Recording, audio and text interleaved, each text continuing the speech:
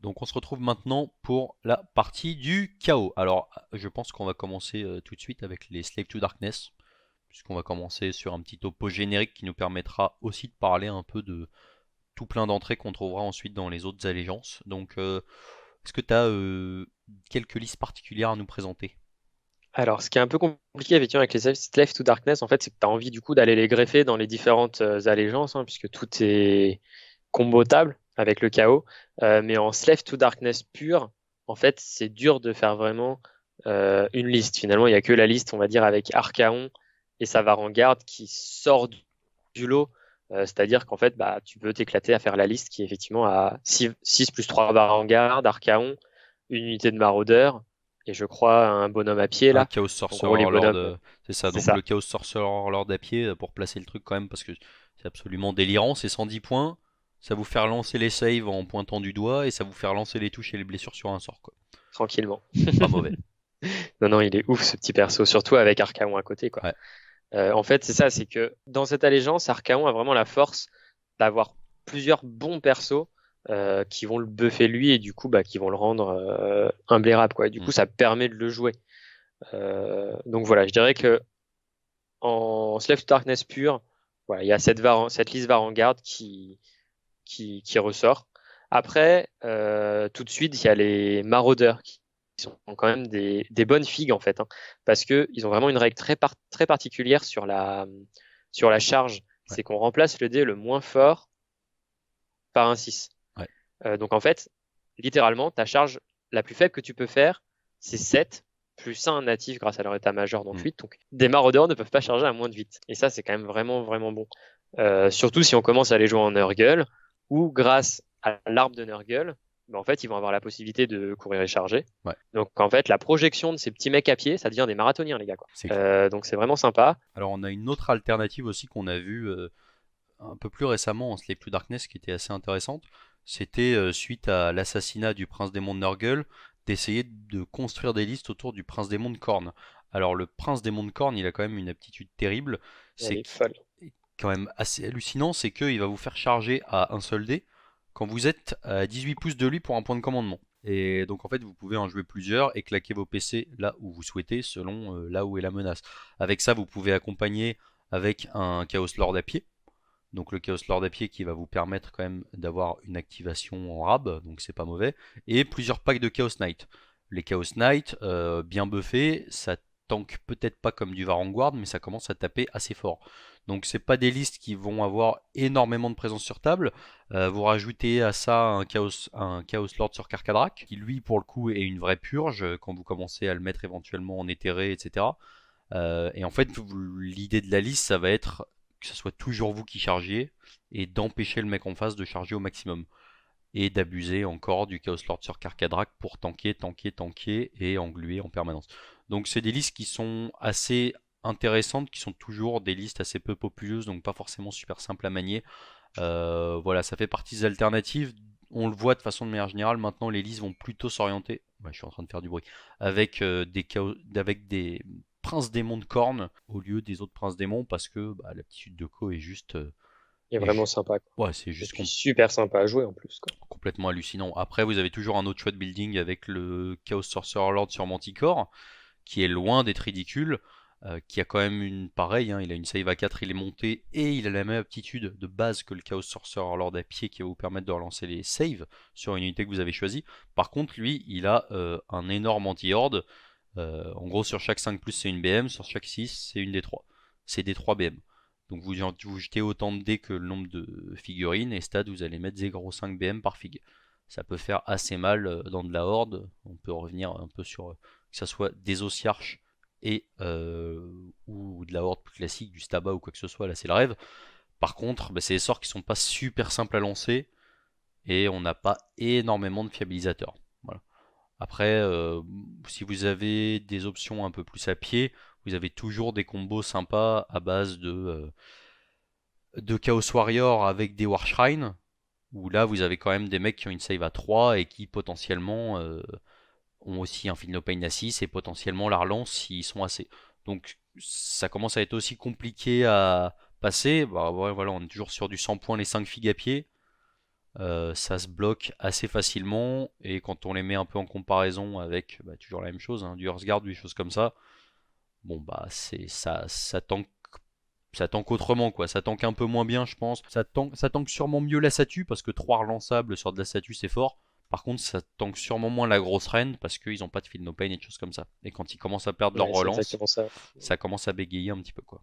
Donc sur la partie Slave to Darkness, je sais pas si t'as autre chose à rajouter, on n'a pas... Non, c'est ça. Après, on va les retrouver dans les différents BT, hein, ça c'est Ouais, clair, dans les différentes autres allégeances. Hein, ouais. mais Mais voilà, donc il y a sûrement aussi beaucoup de choses à faire en Slave to Darkness. C'est pas un BT qui est super vieux non plus. Il n'y a pas eu. Enfin, on les a pas vus énormément encore, hein, tout simplement. C'était une période un peu de creux là en termes de tournoi. Puisque la période, on va dire, de plein était censée être actuellement. Malheureusement, elle sera plutôt pleine de vidéos de ce type-là. Bon, on va essayer de. Mais voilà, on va découvrir tous les BT d'un coup d'ici quelques mois. Et ça sera pas plus mal. Donc c'est à peu près tout, je pense, sur Slave to Darkness. On a fait un bon petit topo. On va pouvoir ouais, passer et maintenant. je te propose de continuer avec Slanesh, comme ça Bah on voilà, continue avec Archaon. exactement. Eh ben, vous voyez comme on est synchro. Je t'ai déjà passé dessus. Donc Slanesh. Allez, c'est parti. Du coup, Slanesh, une allégeance qui se prête très très bien pour jouer Archaon. Pourquoi? Parce qu'en fait, il y a des bons bonus, on va dire pour tout ce qui est dégâts, tout ce qui est attaque. Et à côté de ça, en fait, on peut y glisser tous nos persos qu'on a vus en Slave to Darkness, à savoir le Chaos Lord, le Sorcier sur Manticore, le War Shrine, qui en fait vont être là pour tout simplement booster Archaon et le rendre complètement imbutable. À côté de ça, du coup, on va glisser Silesk et probablement jouer dans sa nouvelle host. La nouvelle host de Silesk, ça permet que les points de dépravation comptent, enfin, on génère 2 fois plus de points de dépravation Hmm. quand il y a des PV perdus Sur les héros euh, à 12. sur des rois 12 points à 12 pouces de Silesk. Pour compléter, il y aura sans doute 3 unités de Hell's Rider pour les lignes. Donc voilà, c'est une liste qui peut être super sympa parce que ça va permettre d'invoquer en masse dès lors qu'Archaon va aller faire du dégât, etc. Que tous nos héros vont prendre des dégâts également. Et à côté de ça, on va avoir Archaon qui va juste être là en mode venez me tuer, mais c'est juste impossible que tant qu'on n'a pas tué les persos qui sont autour pour le buffer, quoi. Ça, c'est une liste qui a été proposée en premier lieu par la MGWA, à ma connaissance, et qui est vraiment intéressante. Je pense que c'est une liste qui est bien pensée et qui est intéressante. Je sais pas si elle mérite vraiment d'avoir sa place dans un top 6, mais en tout cas, je pense qu'elle peut vraiment faire des surprises. Surtout que les gens l'attendront pas forcément. Ouais, ça, la Silascos, c'est quand même assez impressionnant. Moi, j'avais vu pas mal de trucs sympas avec les Belges du cercle encore qui avaient proposé justement de mettre des Grave Tide. Donc une Grave Tide en Silascos, donc en fait qui va vous permettre de vous foutre grosso modo des 3 BM par héros. Et donc ça veut dire 2d3 points d'invocation par héros au T1 quoi. Donc Et vu que généralement une liste Slanesh de base va y avoir peut-être 3 keepers, 2 ou 3 keepers, ouais, Silesk, un ou deux autres héros, vous comptez. en fait, on en est sur combien de D3 Ouais, là? vous êtes facilement à 4d3 x 2, Même voilà. plus encore. 6 D3 C'est ça, on va dire. fois 2, moi j'aurais dit.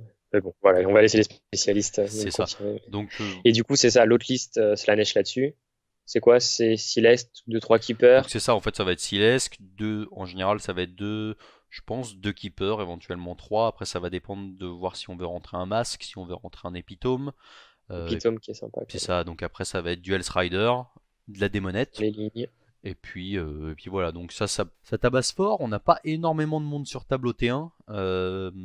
Alors, il y a les petits malins qui suite au nerf de points de dépravation des Keeper of Secret qui était à 45, qui s'amusait à invoquer des Soulfisters, puisque le Soulfister était resté à 30 points de dépravation, évidemment. Et heureusement, ça a été Coucou Romain d'ailleurs, qui a été faqué il n'y a pas très longtemps. Et du coup, il est repassé à 45 comme tout le monde. Voilà. Donc, honnêtement, c'est une liste qui est forte, qui est super intéressante, je pense, à jouer. On n'a pas énormément de présence sur table non plus, hein. Les Hells Riders ça coûte cher, les Keepers ça coûte cher, Skillesk c'est pas donné. Voilà, après ça fait partie de ces listes qui vont beaucoup perdre quand elles vont perdre leur héros. Leur héros, on va dire central, hein. Un peu comme toutes les légions de la déesse quand elles perdent leur général, c'est un peu le même genre de truc. Je trouve ça un peu embêtant. D'un autre côté, bon, si on a les outils pour descendre bas en pause et le protéger avec des palissades, des trucs comme ça, eh ben, pourquoi pas quoi. pourquoi pas. C'est ça. Et puis je pense que malgré tout, bon, Slanesh, du coup, c'est la liste par excellence pour taper en premier, pour cumuler beaucoup de PC et les utiliser pour se buffer. Euh, Ça tape fort, hein, les keepers, ça tape incroyablement fort.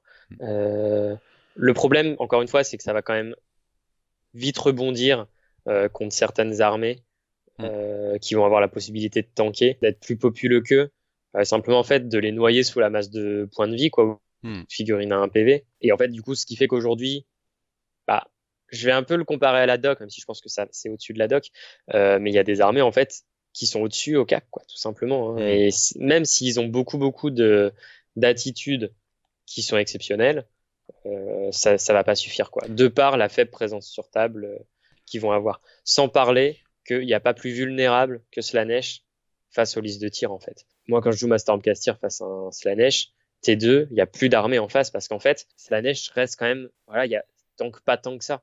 Et vu que moi, je vais l'empêcher d'aller au corps à corps, bah. Après, j'avoue que c'est compliqué, moi, quoi. pour moi, ça fait.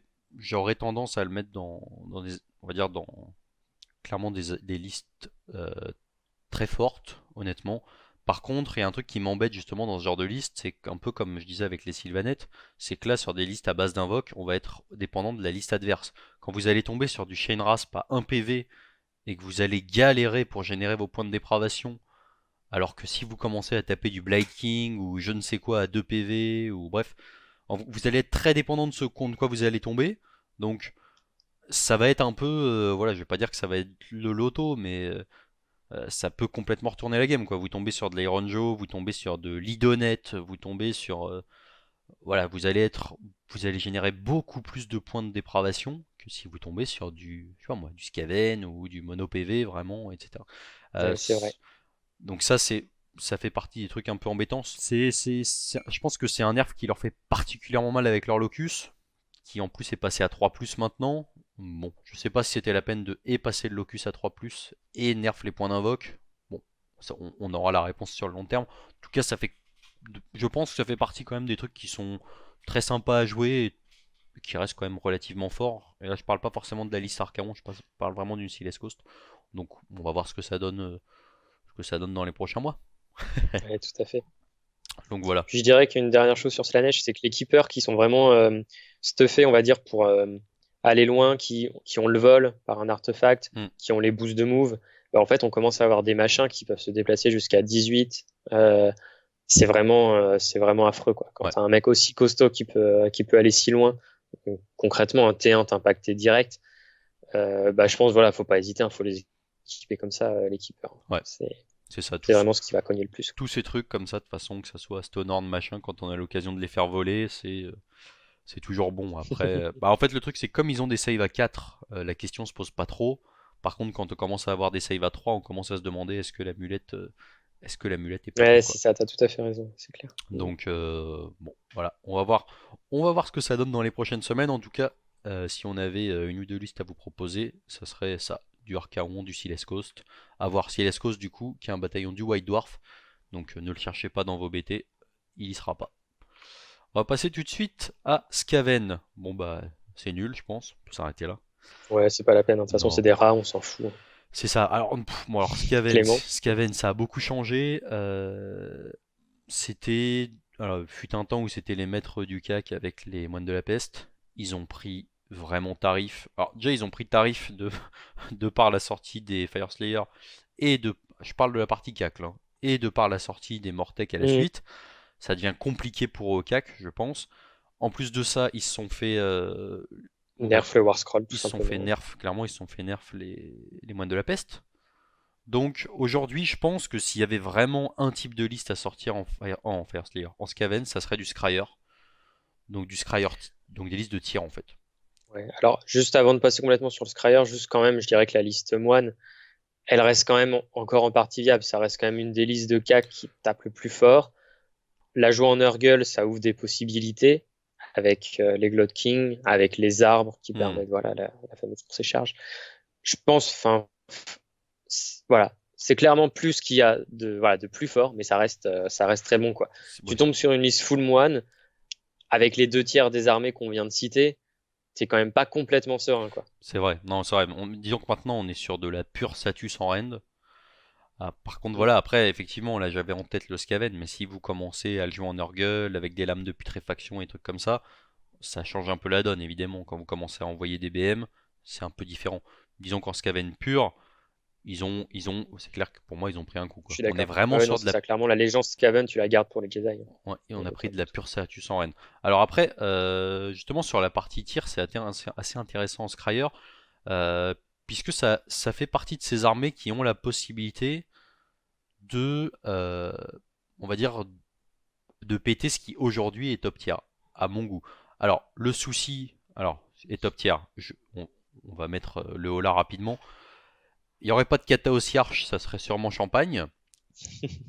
Après, je pense que sur, justement, nous, c'est ce qu'on avait essayé de faire à la dernière méga bash, c'est de se dire, ok, on va jouer Skaven, on va jouer que des trucs qui ont, euh, on n'aura pas deux hordes avec peu de bravoure. Donc en fait, on est parti sur du Stormfiend, plein d'unités de siège, donc d'unités de siège, d'armes je me souviens plus exactement du nom, mais des ratlings ou des lance-flammes, ce qui va te permettre de gérer Des équipes d'armes. voilà, des équipes d'armes, c'est ça. Donc qui va vous permettre de gérer, parce que les ratlings, faut quand même pas se leurrer, ça vaut pas très cher, mais ça envoie extrêmement fort quand on commence à quand on commence à les mettre dégâts 2 et reroll des touches. Ça peut tomber, bah, on a vu des ratlings tomber des Stonehorn quoi. Donc le mec en face fait un peu la gueule quand on a notre vieux truc à même pas 100 points qui one-shot un Stonehorn. En plus de ça, moi j'aime beaucoup les Stormfiend parce que. Alors après, on pourrait se demander est-ce que ça vaut le coup de jouer deux fois 6 Stormfiend. C'est très cher. Les Stormfiend, c'est Bon, 260 ça points les coûte, 3. Clairement, la question de pose. Après, on a quand même un pack de Stormfiend qui peut creuser sous terre et aller partir en FEP. Donc ça, c'est assez intéressant. Par contre, ça veut dire qu'on va pas les équiper avec les armes de CAC classiques, on va dire. Voilà, par contre, vous avez quand même les lance-globes qui sont une menace permanente et qui tirent à 24 sans ligne de vue. Et surtout, ce qui pour moi a fait la grosse diff en Skaven ces derniers temps, c'est le pont. Donc le pont, ça vous permet potentiellement, en Skaven justement sur du Scryer, vous aurez toujours beaucoup de tirs, beaucoup de pauses, beaucoup de tirs aussi, hein, mais vous aurez toujours beaucoup de pauses. Et le pont va vous permettre, je pense, de compenser un T1 où vous seriez hors de portée de tout. Parce que gagner le socle, plus les 12 de portée, plus les 6 derrière en sortie, bah faut bien voir que ça vous permet de transporter et les Stormfiend et leur écran quoi. Donc c'est clairement pas négligeable. Donc je pense qu'il y a clairement des trucs à faire sur du Scryer comme ça. Si vous avez des questions, on pourra peut-être partager la liste qu'on avait envoyée nous à la Megabash avec Victor.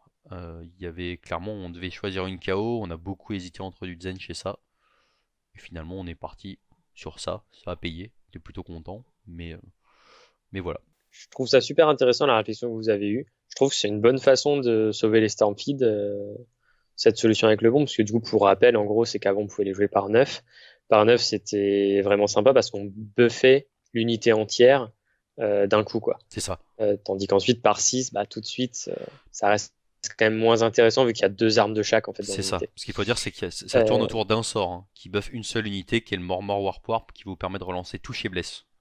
Donc c'est c'est ça. une seule unité. C'est pour ça que ça fait mal. Maintenant, du coup, c'est vrai que bah, quand on parle de Skaven Skrill, on pense aussi au Jedi et au Globadier. On Ouais, va dire la liste plus classique Skrill, qui était vraiment complètement folle avant l'arrivée des Sociarches. des Osiarques. Et des catapultes Euh, surtout. c'est ça. Mais voilà, juste pour parler de cette liste, en gros, c'est beaucoup de Jedi, beaucoup de Globadier, des cordons de rat des clans, de la cloche, un héros pour, enfin des héros pour buffer tout C'est ça. ça. Des Et en fait, ingénieurs. en jouant entre les voilà les trous Skaven, en protégeant les globadiers et autres par les rats des clans, bah, en fait ça a une puissance qui est juste phénoménale quoi. Les Jedi c'est vraiment les meilleurs tireurs du jeu de par leur portée et les buffs qu'on peut leur mettre. Donc voilà, c'est une liste qui pour moi jouée correctement, enfin bien jouée et bien appariée parce que je sais pas, j'ai quand même beaucoup de réflexion en team, peut vraiment faire la différence. Moi, je la Clairement. vois toujours dans les top listes. C'est ça. En fait, nous, la liste qu'on avait faite, le but c'était clairement d'être capable de tomber du Fire Slayer, donc ça se fait bien, mais aussi et surtout d'être capable de tomber de l'Ossiarch. Et dans les deux cas, quand on se balade avec les Ratlings et les lance-flammes, bah, le mec a pas intérêt à se louper sur ses tirs de kata, parce que de toute façon les Mm. Jezzail, bah, le problème c'est que avec des Jezzail t'es trop négatif sur une kata quoi. C'est-à-dire que le mec il va te wipe sur un tir de kata, il va te wipe la moitié du pack. Bah, c'est ça. Tu Et peux pas mettre de Jesai c'est contre ça. une kata, hein. C'est comme mon problème avec les long strikes euh, Stormcast, c'est-à-dire que chaque tir de kata qui passe, bah, ça coûte à peu près 170 points, quoi. C'est ça. Donc du coup voilà, nous c'est principalement pour ça, c'est que notre liste nous permettait de gérer de l'Ossiarch relativement sereinement parce qu'on avait de la gestion de masse et puis on était vachement moins sensible au tir de kata quoi. Ouais. Globalement Après, il faut pas c'était oublier aussi contre les Osiark que Tankol, c'est vraiment une bonne option. Il est cher, il est plus difficile à rentrer dans une liste, mais avec ses 4 lance-flammes, il te dépop un pack, hein. c'est ça. C'est vraiment impressionnant. Bah, Il y a moyen de faire une liste Caven, à mon avis, orientée en tout cas contre Dosiark. en fait ce qu'il faut bien voir c'est que stat sans Gotizar, un lance-flamme, ça fait exactement la même chose qu'un tankol avec deux lance-flammes. C'est-à-dire que stat, on va infliger autant de BM qu'il y a de figurines Mm. dans le pack à portée. Donc on s'était dit que de toute Et façon, après, il faut se mettre à portée. c'est ça, mais à partir du moment où les deux ont la même portée, bon, les deux c'est du 8 pouces, à la limite on préférait avoir deux trois lance-flammes et se dire bon bah, on verra ce qui arrive, au pire on a les ratlings, et le problème c'est que pour le prix de Mm. tankol, on a littéralement 3 ratlings et 2 lance-flammes quoi. Là où tankol malheureusement, bah, il peut aussi exploser sur quelques tirs de kata un peu loupés quoi. Ouais. Non, mais c'est intéressant. Franchement, c'est une réflexion qui est intéressante. Je trouve que vraiment, c'est assez sympa comme On, alternative, en tout on cas, à ce essaie. qu'on voit d'habitude.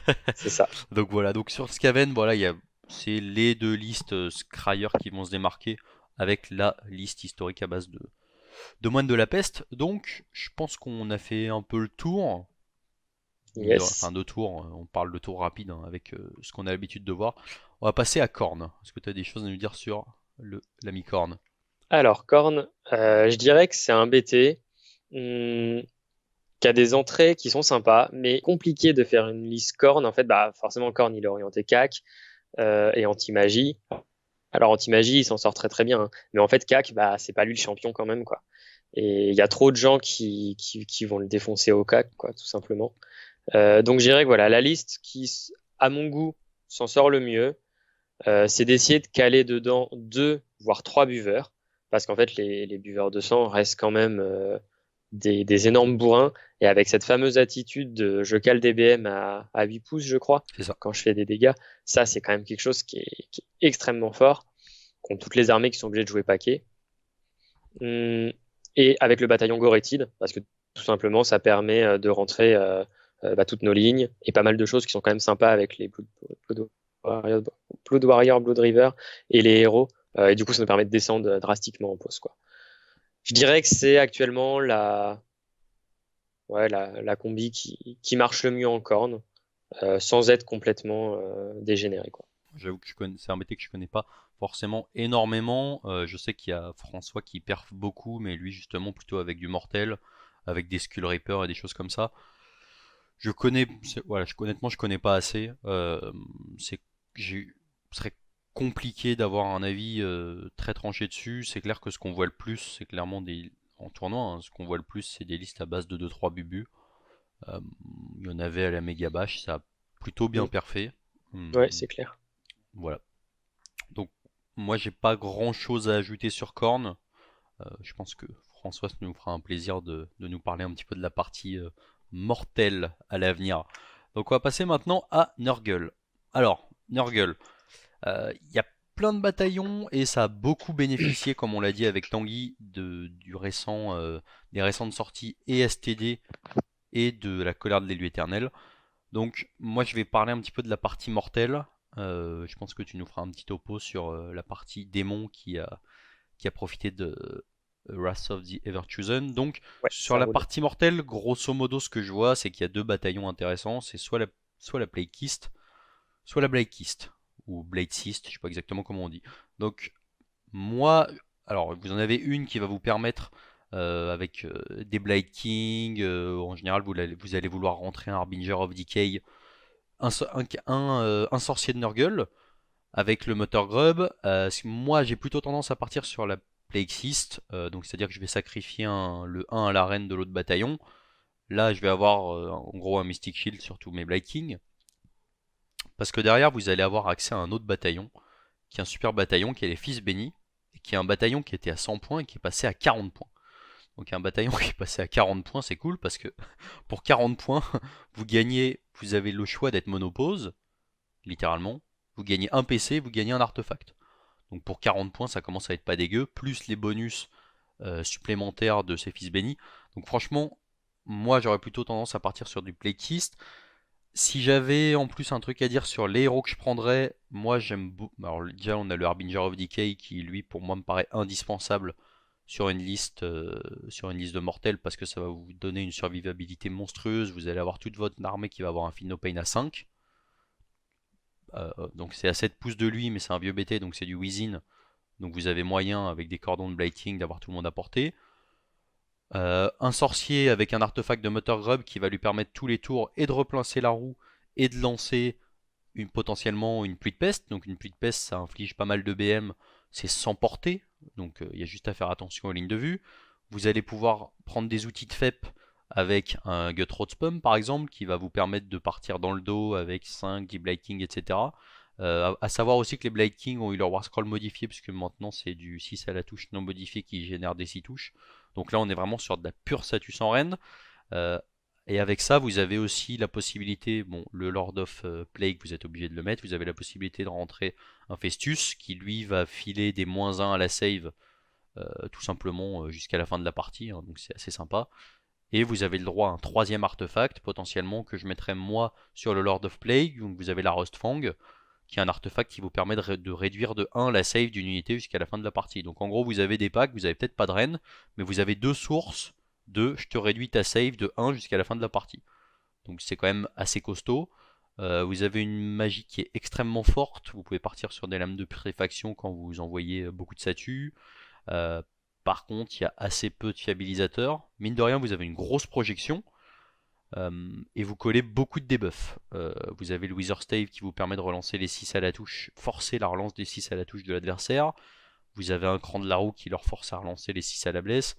Alors on n'est clairement pas sur du top tier, mais on est sur quelque chose qui est franchement costaud et très plaisant à jouer. Donc si vous avez envie de vous faire plaisir sur du mortel de Nurgle, moi c'est mon avis et c'est très cool à jouer. Voilà, c'est mon amour pour Sam, ce il vient de double nous faire un bataillon. tuto. Comment jouer Nurgle mortel. Non, mais c'est un bataillon qui est très cool. Je veux dire, pour 180 points, on a deux bataillons qui vous permettent de descendre en monopause. Donc non, on a une allégeance qui est très forte, on a les arbres qui vous permettent de courir charger. Franchement, sortez-le. Moi je le sors Ouais, bientôt. Enfin bientôt. Je voulais le sortir bientôt en partie et j'ai hâte de le jouer. Voilà. c'est clair qu'en tout cas, c'est une allégeance qui offre quand même pas mal de possibilités, hein, de par ses arbres et Ouais. tout. Le fait qu'il ait encore des règles de V1, La ça roue, ouvre aussi des possibilités. La roue qui est ouf, hein, c'est clair. c'est dément, hein. On a quand Ouais. même des trucs qui rajoutent un à la blesse pour toute l'armée quoi. Donc je veux dire, Plus de en move, je crois. ouais, Non, non. plus de en move, des BM, des 3 BM. Bref, non, franchement, très bon. Voilà. Donc c'était pour la partie, une petite proposition sur la partie mortelle. Est-ce que tu peux nous faire un petit topo sur la partie démon? Ouais, alors c'est ça. En fait, je dirais il y a une liste, enfin un type de liste qui ressort vraiment dans Wars of Wars Chosen. C'est la liste avec les porte-pestes et les différents voilà, bataillons et allégeances qui sont proposés. En gros, l'allégeance, du coup, je me permets de regarder le livre à côté, hein, c'est les vagabonds munificents. Et le bataillon qui est proposé dans le livre, c'est Taliban of Nurgle, en gros, qui permet de rentrer 7 unités Nurgle, du coup, dans une seule pause. Ouais. Et en fait, du coup, ça va permettre de rentrer 4 packs de Blackbearer. Et grosso modo, les héros qui a besoin, c'est tout ce qui va permettre de buffer les Blackbearer en défense et de les buffer en mouvement. Donc en gros, on va mettre un Grand Immonde, un Lord of Blight, un Poxbringer, c'est ça? Poxbringer. Voilà, c'est ça. Et grosso modo, voilà, les porte-pestes peuvent avoir un énorme move T1, la course et charge, bien sûr, et du coup une charge quasi auto en fait T1, même sur les scénars avec 24 d'écart. Et en fait, à partir de là, bah, tu vas balancer un plaque de Blackbearer chez l'adversaire qui aura des malus à la touche pour le toucher. tu peux monter à -2. C'est ça. Donc moins 2 au CAC, moins 4 au tir avec les aptitudes de code du Lord of Blight. Là, on C'est est ça. clairement sur une liste d'englument. La reine qui est ignorée, la reine de 1 qui est ignorée. C'est ça, on dégrade la reine de 1 en fait. Donc c'est encore meilleur, Ouais. hein. C'est-à-dire que la reine -2 passe reine -1. On n'est pas sur des saves de folie, hein. Sur les porte-peste, c'est quand même du 5. On a quand même un Philopane à 5, donc c'est assez cool. Voilà, là c'est clairement une autre optique de liste. Vous allez faire 0 dégâts, hein, on va pas se mentir. Au CAC, Non, vous les plaques allez. d'irré sont pas là pour ça, hein, très Voilà. très clairement. Vous avez- Honnêtement, je pense que c'est sûrement meilleur. Si vraiment le but c'est de gagner des parties, je pense que ça sera sensiblement moins fun par contre. Voilà. C'est-à-dire que là, en gros, je pense que l'idée c'est engluer, poser son boule sur les objets et attendre de se faire des pops quoi. C'est ça. Ce qui est assez en fait assez tricky du coup quand tu commences à jouer comme ça, c'est que derrière en fait bah faut tenir 5 tours en fait. C'est le genre de liste où tu fais ton all-in T1 et après il faut que tu arrives à te placer et à faire tes moves pour tout le temps bloquer l'adversaire Ouais, et tenir en fait. Il faut pas déconner, hein, les grosses armées de CAC qui sont capables de te découper en mode bûcheron, bah faut quand même les tenir hein, les 5 ouais, tours. c'est clair. C'est clair, donc c'est pas évident. En plus, on a une invoque de Nurgle qui est quand même très anecdotique. On est sur de l'invoque de reprise d'objets abandonnés, hein. Moi, c'est comme ça que je le vois. Non, mais c'est littéralement ça en Ouais, fait. c'est vrai. C'est-à-dire qu'il faut placer ses arbres de sorte à anticiper les objets qui vont être abandonnés par l'adversaire pour lui reprendre dans le dos. Parce qu'on a quand même pas grand-chose qui vole, hein. Vous avez Gutroad qui vous donne un peu de flexibilité, mais si vous partez sur une talibande, je vous vois mal le mettre. Donc voilà, on a besoin de cette invoque, mine de rien, mais ça sera pas de l'invoque d'impact, quoi. Espérez C'est ça. pas, vous- voilà, enfin, les porte-pestes ça tape pas. Par contre, mettre 5 porte-pestes sur un objet abandonné, ça peut vous faire basculer la partie. Voilà. Yes. Donc c'est Et les deux optiques. Après, on a quand même une optique à base de, un peu dans le même esprit en fait, avec les mouches. Donc Tanguy a un peu présenté ça dans ce qu'on avait fait sur la review de Nurgle. Donc là, donc je parle pas des Post-Gold Blade Lord, je suis plutôt sur les drones. Donc c'est. Alors ça pour le coup ça tank infiniment, ça bénéficie, ça a énormément d'attaques, donc quand vous commencez à balancer des lames de putréfaction et haute joyeuseté, bah, ça finit par faire du dégât. C'est le seul truc on va dire en termes de démon de CAC qui peut envoyer un peu au CAC c'est ça. qui soit pas du ton. Donc voilà, c'est une possibilité que vous avez de compléter on va dire votre liste avec ça. C'est pas déconnant. Voilà. Voilà, donc je pense qu'on a fait un petit peu le On est tour pas mal sur, sur Nurgle, ouais, sur je crois qu'on a pas Nurgle. mal fait le tour. Petite Et bien sûr, comme on doléance. a dit tout à l'heure, bah, les Skaven qui peuvent être joués aussi en Nurgle, quoi. Voilà. Après, si vous voulez Ou vous encore des amuser, choses à faire. vous pouvez toujours rentrer des Glotkin pour passer vos packs de Plague Bearer à 2 PV, hein, ça tankera un peu plus longtemps, vous en aurez moins. Voilà. C'est ça. C'est des choix. En tout cas, très belle photo, hein, avec, on a quand même les Blade King au premier plan et Glotkin dans le fond. Je vois pas de porte-peste. Non. Bref, passons. On va passer à Zench. Alors, je pense que tu as des trucs à Le nous petit dire. bébé. On termine par les plus beaux. C'est pas fini, c'est pas fini. Donc, je te laisse nous faire un peu le topo sur le Duc du Changement. C'est ça. Bah écoute, je vais pas y aller par quatre chemins, hein. Il y a pour moi deux optiques, deux approches de liste qui ressortent vraiment du lot en Cinch. La première, je l'ai appelée la Capitaine Flamme, c'est la liste des Flammers. On a compris. Quand on commence à jouer dans cette optique-là, je pense qu'en fait, le risque, c'est de vouloir rentrer trop de flammeurs et clairement d'être dans l'overkill. Les flammeurs, c'est ultra fragile. Donc, en fait, il faut à tout prix miser sur un pack de 20 pink en cordon. Ça paraît indispensable parce que les pinks, c'est juste insupportable Dégénéré. à buter quand elles sont par 20 parce que du coup, ça fait un pack à 100 PV. Autre point, c'est que avec cette optique de liste de tir qui finalement a pas une portée complètement folle, on va avoir besoin de décider du T1. Donc en fait, on va être obligé de la jouer en Chant Joust. On perd trop à la jouer avec l'autre bataillon qui nous forcera à être au mieux 5 poses si on veut avoir des cordons pour tenir. Donc du coup, on va être obligé de la jouer en Chant Joust avec un duc qui est certes super costaud en magie, qui offre des possibilités, mais qui est cher hein, pour ce qu'il fait. Donc voilà, c'est quand même la Chant Joust, une taxe qui est pas négligeable, mais qui finalement apporte tellement de flexibilité à la liste qu'elle est auto-include. Pareil, un peu dans la même optique de l'auto-include, bah, les Flammers vont avoir besoin d'être accompagnés d'au moins un Exalted, et du Fate Master. Parce qu'en fait, les Flammers de base ne touchent pas si bien que ça, mais dès lors qu'ils vont taper dans des gros packs ou qu'ils vont avoir un Exalted à côté, là ça va être la fête. Par contre, si à un moment donné on a besoin de cibler un perso, là on se retrouve à Toucher à 5. en fait à toucher à 4. Ouais, c'est ça, toucher à 4 s'il y a l'Exalted, à 5 sinon. Donc en fait, c'est là que le Fate Master il redevient juste indispensable parce que chaque tir de Flammer qui loupe, c'est cash des 3 BM, des 3 dégâts derrière qui passeront pas, quoi. Et il y a, voilà, encore une fois, pas tant de tirs que ça. C'est juste qu'en fait, contre un pack, on peut tellement tout fiabiliser que ça va être une pelle de D3 Ouais, c'est une boucherie. Hein. Si on est sur de la horde, c'est du 2+, relançable 2+. Bon, ça va quoi. On se débrouille. C'est complètement fou. Par contre, comme je disais, c'est ultra fragile. Un tir de kata, ça fait très très mal aux Flammers, quoi. Les listes de tirs qui vont pouvoir atteindre les Flammers ne serait-ce qu'une fois, il n'y a plus de Flammers. Après, tu colles quand même un -1 à la touche qui est quand même pas négligeable. Moi, c'est ce truc-là que je trouve quand même super fort, quoi. Ce -1 à la touche quand on est à 12 d'un démon, je trouve ça quand même. C'est compliqué à passer, quoi. Genre, t'as plein de listes. C'est à la fois au cac, à la fois au tir. C'est ça. Dans l'aura du duc. C'est ça. Donc c'est quand même super costaud, quoi. Quand on voit, ne serait-ce que Et du coup, ça t'oblige à jouer à un seul endroit. C'est ça. Autour du duc. Donc toute ta puissance de feu est à un seul endroit. Ouais. C'est vrai. Donc en fait, là où la liste va vraiment être tricky derrière, c'est que les 20 pink, qui sont là en cordon, qui vont être encore plus de figues après à pouvoir prendre des dégâts, c'est que tu vas pouvoir à un moment donné les TP pour aller prendre les objets et aller bloquer l'adversaire. Mais le truc, c'est qu'en fait, cette liste, elle a quand même pas tant de cordons que ça. Et encore une fois, tu joues qu'à un seul endroit.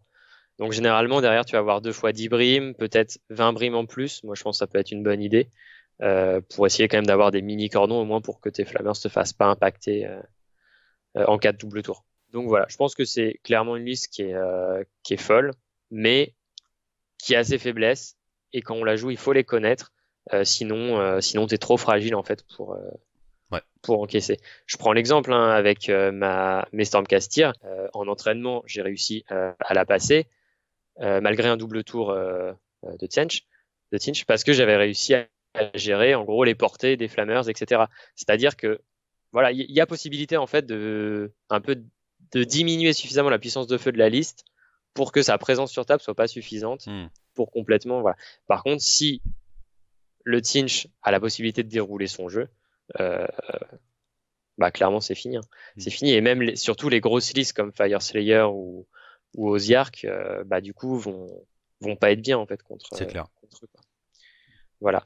Après, je dirais que cette liste orientée Flammers n'aime pas du tout la COS tir parce qu'en fait il y a trop de figues en face justement qui tirent et qui vont pouvoir nous dérouiller derrière. Et ça va être compliqué de les garder hors de portée. On verra. Alors peut-être, moi je suis intéressé de voir ce que ça donne contre Séraphon. Parce que c'est vrai que les Séraphons ils sont quand même relativement costauds, je pense, contre le tir. On verra ce que ça donne, quoi. Ouais, c'est une bonne remarque.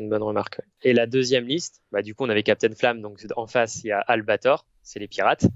Où là cette fois c'est orienté Duplicitus avec la masse de pink. Et toujours une Changeost dans l'idée de jouer blocage. Je dirais que là l'objectif c'est ça va être d'avoir une armée qui va se baser sur des malus à la touche, sur de l'ATP et sur des charges auto des pinks dans les lignes adverses pour finalement faire aucun dégât de toute la partie mais arriver à bloquer l'ennemi pour ne pas qu'il reprenne les objets, quoi. Ok, moi c'est vrai que j'avais pas mal réfléchi à justement discuter sur cette Duplicitus et on se demandait si ça pourrait pas valoir le coup justement de mettre des Chaos Lords sur Karkadrak, typiquement en leur mettant l'artefact de Duplicitus pour les mettre en 2+, et éventuellement en avoir un en 3+ éthéré. Le truc, s'il se cavale et qu'il arrive en coin avec une 2+ relançable ou une 3+ éthérée, que le mec en face est coincé toute la partie parce qu'il peut pas se désengager, ça risque d'être très long, quoi. Ouais, donc, non, c'est clair. C'est un peu la même idée, c'est d'envoyer des trucs increvables duquel le mec pourra pas se dépêtrer et pas se désengager, quoi. Après, à l'inverse, du coup, ça veut dire que ce bonhomme-là, faut pas qu'il fasse de dégâts sinon l'autre va pouvoir se désengager C'est ça, faut pas qu'il fasse à trop cause de de la dégâts. charge en coin. C'est ça. Là où les pings, t'as pas trop de risque qu'elle fasse trop de dégâts, T'en mets qu'une, quoi. surtout au CAC. C'est ça, t'en Voilà. mets que deux à portée et ça se passe bien. Je dirais qu'avec 2 packs de vin, euh, en gros, il faut 2 packs de vin dans cette liste-là pour pouvoir tenir réellement la partie. Ouais, bloquer complètement le Derrière, tu mec, quoi. as un change-linge pour son malus à la touche. Tu vas avoir les Geminides, bien sûr le Duc avec sa Changeost, tes brimes en pagaille, parce que tu vas en avoir besoin pour prendre la table. Et je pense que ça peut être intéressant d'essayer de voir pour glisser un Changecaster et quelques Endless Hmm. supplémentaires, parce que les Endless, ça peut aussi être là pour bloquer, ça peut faire les quelques dégâts que tu as besoin. Ouais, Changecaster, c'est quand même potentiellement très bon. 2d6 dégâts, une phase de Ouais, magie, hein, si tu lui mets le Bolt of Change avec son sort perso. s'il réussit son 9+. C'est ça. Mais Exactement, du coup, c'est possible avec les dés. Donc exactement. voilà, c'est un petit peu, je pense, les deux listes. J'ai du mal à voir laquelle a le plus de match-up favorables pour une optique de team. Les deux sont à tester. Et Les deux sont sûrement très fortes en plus, hein. Franchement, c'est ça. c'est les deux allégeances qui ressortent du BT, donc bon, c'est cool aussi de voir qu'on peut aller piocher dans Slave to Darkness pour aller voir ce que ça donne. Ouais, Franchement, bah, ah, dans les entrées intéressantes de Slave to Darkness, c'est cool que tu en parles parce qu'il y en a un moi, qui me plaît bien, c'est Be'lakor. hmm. Je sais pas si tu vois ce qu'il fait, ce Oui, perso-là. oui, il deny sur un tour dans la partie, le mec doit Ouais, relancer ouais. à C'est pas chaque fois qu'un un tour, hein. dé. C'est jusqu'à ta C'est prochaine ça, ouais. phase de héros. Ouais, ouais, Donc en fait, il te prémunit le plus gros pack adverse. d'un double Si tour. l'autre a le double tour, Ouais, bah en fait, tu peux être sûr ouais, qu'il pourra c'est pas vrai. faire ce qu'il veut, quoi. Du coup, c'est vraiment fort. Et en fait, toujours dans Wars of Ever Chosen, t'as son allégeance à Be'lakor. Hmm. Et tu peux essayer de constituer une armée qui est orientée aurore, où là, tu vas invoquer des aurores, tu vas en faire repop dans les unités grâce à Be'lakor, tu vas deny une unité adverse, Hmm. tu vas être à une pause, enfin à pas beaucoup de pauses, en tout cas peut-être 2, je crois. Par contre, t'as pas la TP. Hmm. T'as pas la TP de la Changeost et ça coûte très cher. C'est vrai. Après, sur une optique de team, ça peut être marrant justement d'avoir et un Zench et un Slave to Darkness un petit peu comme ça, quoi. Voilà. Mais bon, voilà. Ça peut être vraiment costaud, ouais. Bon, clairement, c'est un BT qui fracasse un peu la méta, on va pas se mentir. Et il y a plein de trucs à faire, mais voilà, s'il y avait deux listes à sortir, ça serait clairement celle-ci. Donc on va passer maintenant Ouais. au dernier. Alors là, franchement, je suis désolé. J'ai pas grand-chose à dire sur les Beasts of Chaos. Si j'avais une liste à essayer de proposer, je sais pas si tu en as en tête. Moi, j'en aurais une. Ça serait d'essayer d'abuser au maximum euh, des Enlightened sur disque. Donc, comment on abuse des Enlightened sur disque? Ils ont une capacité qui les rend terriblement sauvages. Si on a une unité qui a déjà activé dans les 3 pouces autour d'eux. Donc l'idée c'est quoi? C'est d'avoir euh, de la chair à canon qui va être placée juste devant eux, qui va activer ou faire activer un truc en face. Donc typiquement des Ungor, et donc en fait on va avoir les Enlightened sur 10 qui vont être plantés juste derrière les Ungor, et qui vont pouvoir avoir le droit d'avoir full relance, etc. quand ils vont être au moment d'activer. Et mine de rien, ça tape quand même relativement fort, les Enlightened sur disque. Alors évidemment, maintenant, avec la course à l'armement à laquelle on assiste, ça tape relativement. Enfin, dans l'absolu, ça tape pas si fort. Enfin, ça tape aussi fort, mais au final, ça tape relativement moins fort qu'avant vu ce qui sort. Mais voilà, s'il y avait un truc aujourd'hui pour sortir la liste, je vois pas de liste à base de pure cac, full minotaur, etc. C'est trop compliqué. Euh, C'est compliqué, même les Bestigor, qui à un moment donné était une unité qui cognait vraiment fort, bah voilà, elle a de la concurrence. hmm, Les Bestigor de Korn qui continuent quand même à taper c'est comme ça. des sourds, hein. Mais de là à faire toute une liste autour d'eux, c'est voilà. En tout cas, j'avoue que moi, ça fait un petit moment que j'en ai pas vu en tournoi. Je dois avouer. J'ai C'est pour ça en fait qu'on n'a pas proposé d'ailleurs. C'était ça j'ai notre absolument inspiration. jamais joué contre. Pour dire, c'est peut-être la seule allégeance contre laquelle j'ai jamais joué, je pense. Donc, Attends qu'ils ressortent. donc voilà, après, comme on dit, en fait, les Enlightened sur disque, c'est pareil, il doit y avoir une activation dans les 3 pas. Si vous tombez sur un truc qui active 2 fois, bah c'est foutu quoi. C'est foutu, il va activer 2 fois, et puis la deuxième fois sera dans vous quoi.